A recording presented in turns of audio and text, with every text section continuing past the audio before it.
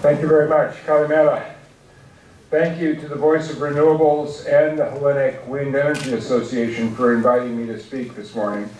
And special thank you to Claudia and the American College of Greece for hosting this event and so many others which promote dialogue between the public and private sectors to strengthen the people-to-people ties between Greece and the United States. And I should say also, congratulations to the American College on the spectacular remodel of your conference room here.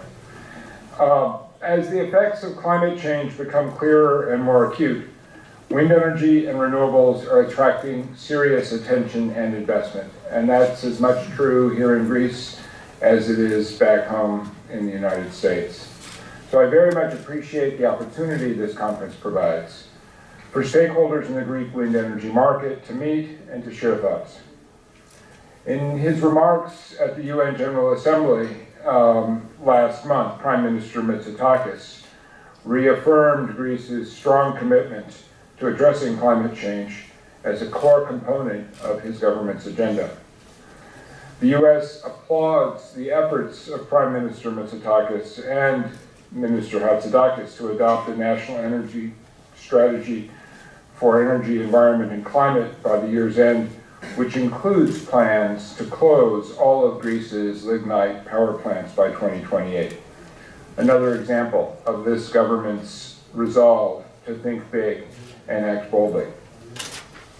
As the Prime Minister remarked, this agenda is not just a defensive strategy, but an opportunity to leverage Greece's wealth of natural resources as a competitive advantage and an opportunity for large-scale investment.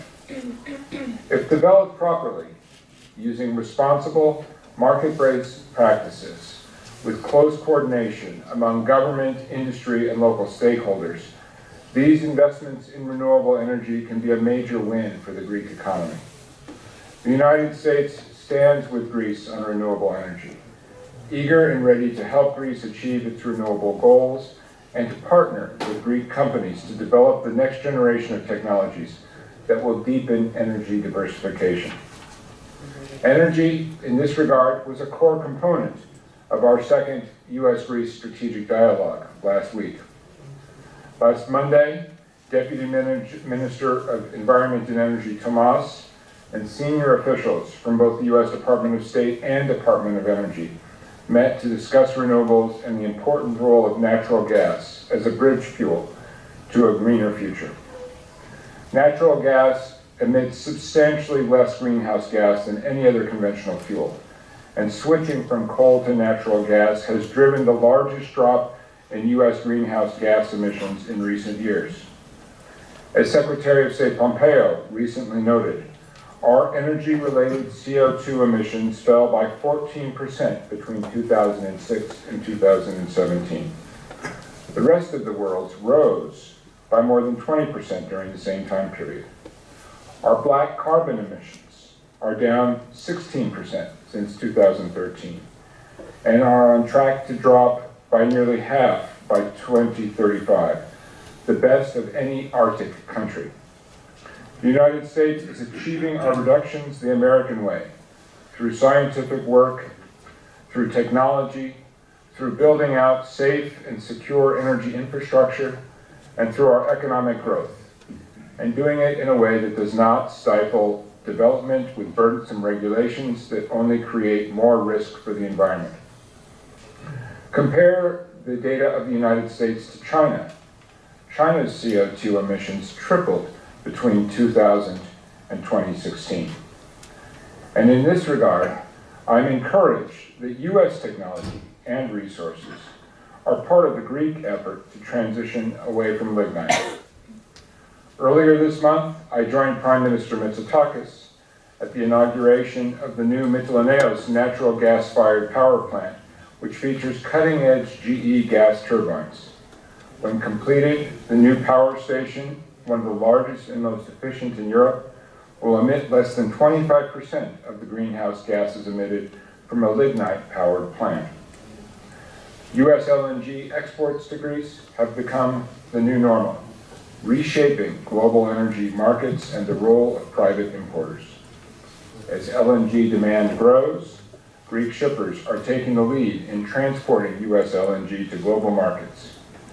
And Greeks are now the largest LNG ship owners, giving Greece a major role in the global LNG supply chain. I was also very pleased by last week's news that Minister Hatzidakis visited Sofia to sign the final agreement to implement the gas interconnector Greece-Bulgaria. The IGB will link up with the TAP natural gas pipeline and eventually with a floating regasification plant in Alexandroupoli, deepening energy security and resilience for all of Southern Europe. We look forward to more imports of U.S. LNG to Greece and via Greece to its northern neighbors. Greece's commitment to renewable energy mirrors that of my home state of California, and many of the reforms and technologies we've developed in California can help Greece to meet its renewables targets. The United States is the world's leader at combining wind, solar, and storage technology and connecting it with existing grids. So I'm delighted that GE, as well as other American companies like Tesla and Invenergy, are exploring opportunities in this sector of the Greek economy. Throughout my travels in Greece, I've seen this country's potential for the further development of renewable energy. Even during the decade of economic crisis, Greece managed to almost triple its wind capacity with an investment of around 2 billion euros. Today, Greece is well on its way to exceed the EU's mandate that all member states generate 18% of energy from renewables by 2020. I was also very excited to hear that the PPC Renewables Board approved a contract by the American renewables company Ameresco to build a 10-megawatt wind park in Kefalonia just last week. Ameresco also built a 2-megawatt solar park for Athens Water, EDAP, which was connected to the grid at the beginning of this month. And last May, I helped to inaugurate the Kato Lakomata Wind Energy Park, the first in Greece with GE turbines. GE is partnering with the Greek company Nostira Renewable Energy to build 2 more 28.8 megawatt wind farms on the Gulf of Corinth. Korobili is fully installed and awaits commissioning, while Purnari is on target for completion. Together, these wind parks will generate 96 megawatts of electricity, placing Nostira among the top 8 wind producers in Greece. Meanwhile, in Drama, another Greek company I've been able to visit called Raycap provides essential components to the global wind power industry, including GE's turbines. Raycap is expanding its operations in Drama, hiring local Greek talent, but is also investing and expanding in the US to take advantage of our rapidly growing renewables sector. And over at the Patras Science Park, innovative energy technology companies like HellBio and the Greek-American company Advent Technologies are revolutionizing fuel cell and energy storage technologies. Renewable energy, energy storage, emergency preparedness, and environmental protection in the upstream sector were also areas of common interest for the State Department's energy envoy, Ambassador Frank Fannin, and the energy ministers from Greece, Israel, and Cyprus when they met for the 3+1 ministerial in August to discuss ways to turn political support into practical cooperation on energy and related issues. Here again, the United States stands ready to share its experiences and expertise with our democratic friends. This engagement demonstrates America's eagerness to partner with Greece in the renewables sector. We fully support Prime Minister Mitsotakis and his government's efforts to preserve Greece's unique cultural and natural heritage while protecting and harnessing the country's unique natural resources.